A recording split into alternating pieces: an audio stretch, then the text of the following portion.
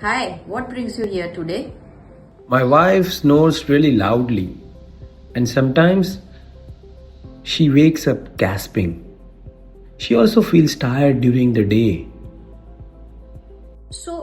Snoring itself always is not dangerous. The snoring can be of two types, right? When you sleep, all the muscles and all the tissues of the body relax. So when the air goes inside, it will vibrate the relaxed tissues. So that vibration itself is a snoring.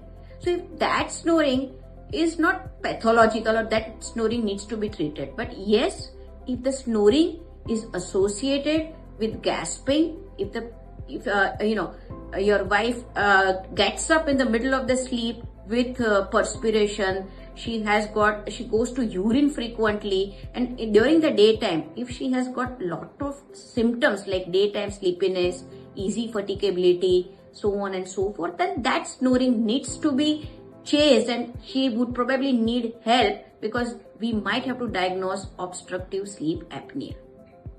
I didn't know it was that serious. What causes it? There are various causes of obstructive sleep apnea.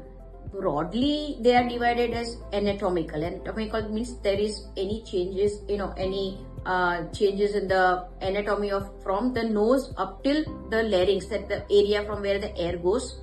The other is physiological, and the third thing is some of the clinical conditions. So, if the patient has a deviated nasal septum, then they can develop obstructive sleep apnea. If the patient is obese, that means obesity where the BMI is more than 30, then there are a lot of fat accumulations near the around the neck, which causes pressure over the areas and causes obstructive sleep apnea. A patient taking alcohol every day can causes lot of laxity of the muscles, can cause obstructive sleep apnea. Patient taking sedatives or hypnotic drugs during sleep. So these are some of the causes. Patient having a condition like hypothyroidism, where the tongue becomes very thick, which is called macroglossia. So these are some of the conditions which can cause obstructive sleep apnea. So, how is it treated?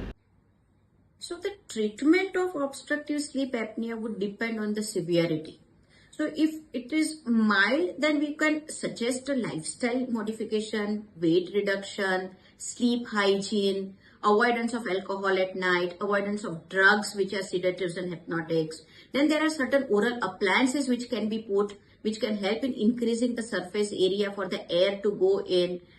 But the gold standard for the treatment would always be a machine which is called CPAP, or a continuous positive airway pressure machine. Yes, you can also suggest a patient a surgery, but then the gold standard always remains CPAP.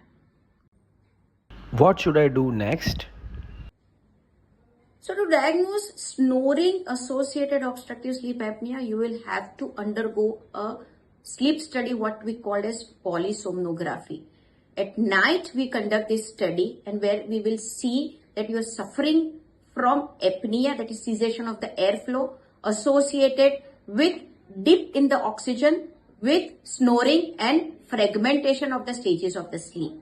Followed by, once if you are positive, we will then grade you as mild, moderate and severe, and depending on that we will discuss the treatment modalities. And if you opt for a CPAP, then we would do a CPAP titration, wherein we will calculate the pressures on which you become normal. Sounds good. Thanks, doctor. So thank you very much. I hope I convinced you. And you must understand the fact that snoring is just not a noise. Yes, it can be normal, but sometimes it can cause severe problems and the body will cry for help, because you might be suffering from a deadly disease which is called obstructive sleep apnea.